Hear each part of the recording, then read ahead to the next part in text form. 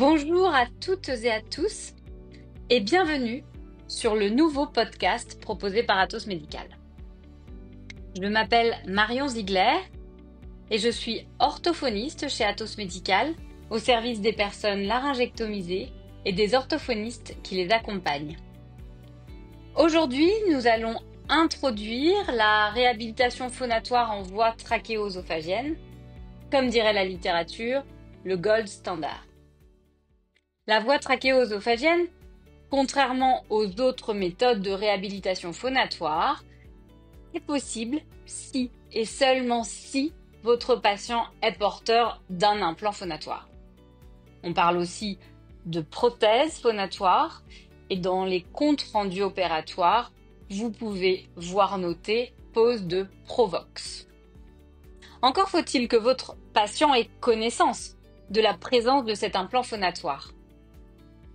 Cela peut paraître surprenant, mais certains de nos patients ne savent pas répondre à cette question. Le chirurgien, lui, a créé une fistule entre la trachée et l'œsophage, puis a inséré l'implant phonatoire dans cette fistule.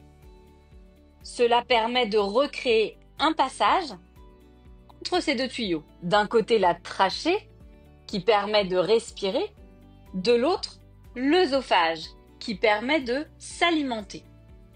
Cet acte se fait sous anesthésie générale. C'est peut-être la raison pour laquelle votre patient a omis cette information.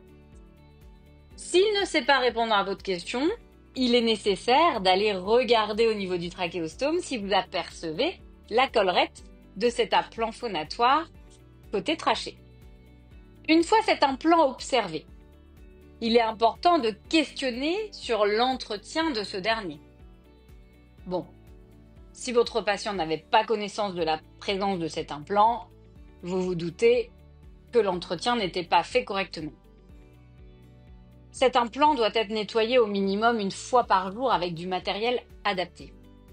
Chez Atos Médical, dans chaque boîte d'implant phonatoire Provox, un petit écouvillon bleu est fourni. Ce soin d'implant doit être réalisé sans douleur. Et concernant l'accès de l'implant, tout va dépendre de sa position. S'il est bien en face du trachéostome, ça va être assez facile d'accéder à l'implant. S'il est un peu plus haut, un peu plus bas ou un peu de côté, il va parfois falloir faire appel à une tierce personne pour ce soin.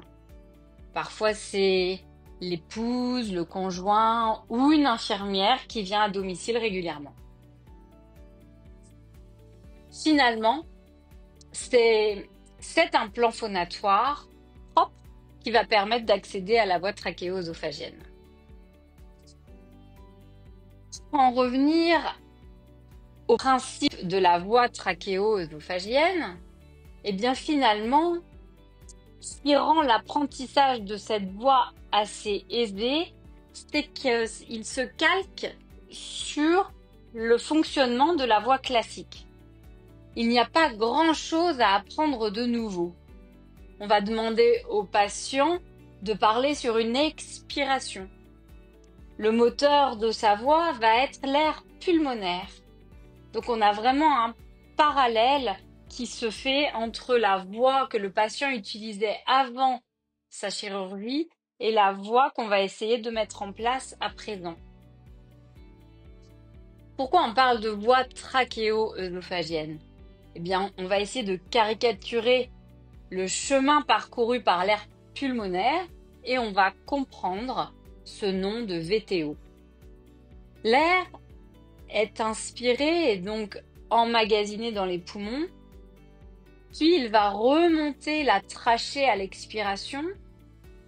Le patient va venir obturer le trachéostome pour bloquer cette sortie d'air et orienter l'air à prendre la seule issue qui donc est l'implant phonatoire.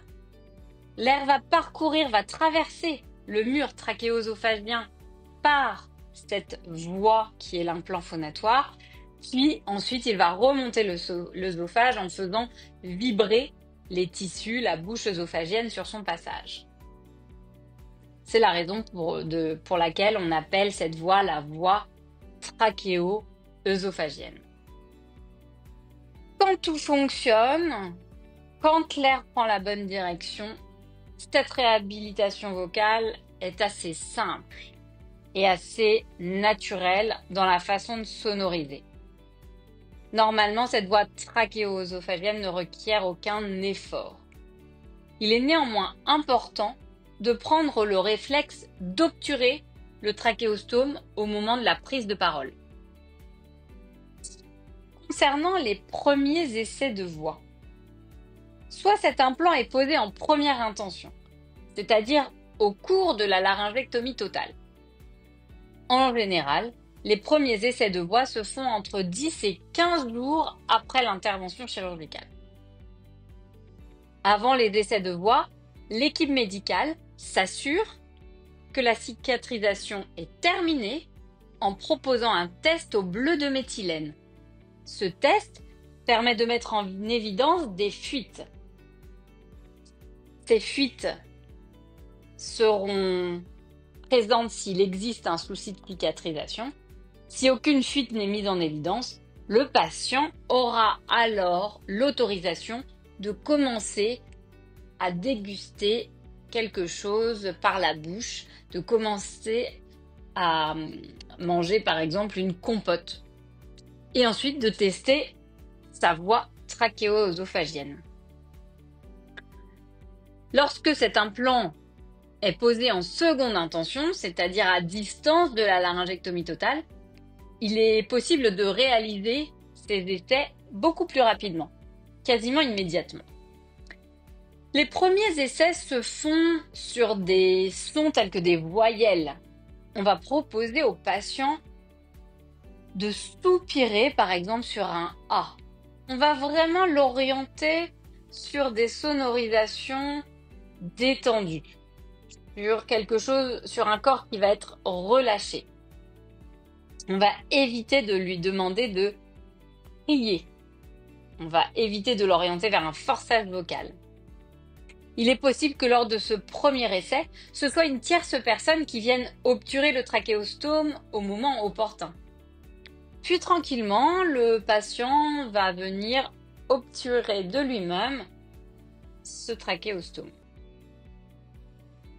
Les premiers essais, on va demander au patient de produire différentes voyelles, puis tranquillement, on va essayer d'allonger ce temps de sonorisation en proposant des enchaînements de voyelles. Des AO, OE, EO, voilà. Finalement, le plus délicat à obtenir, c'est d'obturer le trachéostome au bon moment. C'est ce geste de coordination qu'il va falloir un petit peu travailler. Le patient doit laisser libre l'entrée du trachéostome à l'inspiration pour ne pas se trouver en difficulté respiratoire et surtout pour emmagasiner de l'air qui va finalement être la source de sa nouvelle voix. Sans cet air inspiré, il n'y aura pas de sonorisation possible. Puis ensuite, le patient doit fermer cette sortie d'air de manière la plus étanche possible. Il doit oser appuyer sur son nez artificiel assez fermement afin d'expirer par la bouche.